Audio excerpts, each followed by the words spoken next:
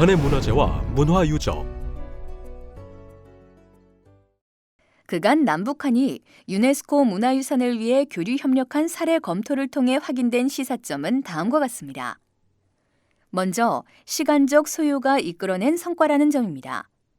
대개 등재까지 5에서 10년 정도 소요되기 때문입니다. 또한 유네스코가 요구하는 조건 충족에 어려움이 있기 때문에 해당 문화유산의 탁월한 보편적 가치와 지속적인 보존관리 담보 방안을 마련하는 데 협력해야 합니다. 둘째, 적극적인 대안을 모색해야 합니다.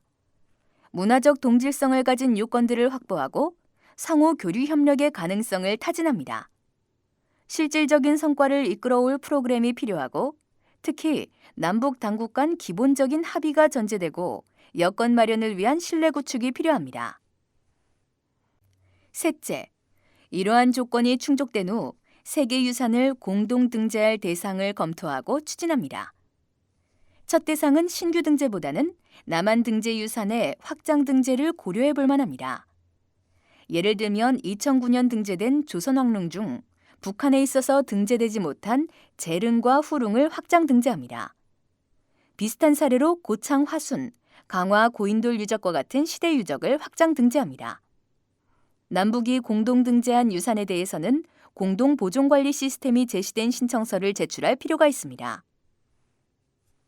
앞의 시사점을 전제로 실질적 대안을 제시해보면 세계문화유산 공동등재보다는 인류 무형문화유산의 공동등재가 더 가능성이 있습니다. 왜냐하면 인류 무형문화유산의 경우 해당 유산을 남북이 공유하고 있고 또한 해당 공동체가 이를 인식하고 있기 때문입니다. 2011년 남한이 아리랑을 인류 무형문화유산으로 등재 신청하면서 북한의 공동등재를 건의한 바 있습니다.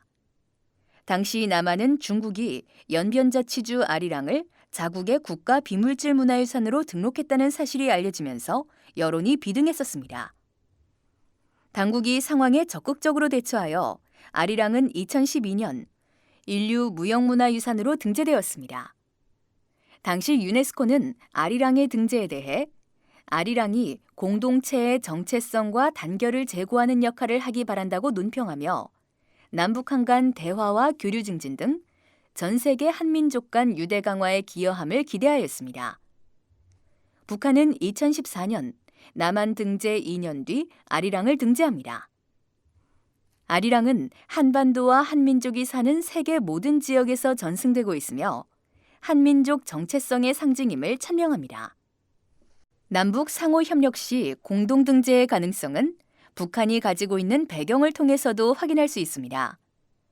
북한은 비물질 문화유산에 대한 사업 의지가 있습니다. 이는 일방적인 중국의 문화 공정에 대응하고자 하는 방안이며 남북이 중국과 경쟁 과정에서 상호 협력하는 계기를 탐색할 수 있기 때문입니다.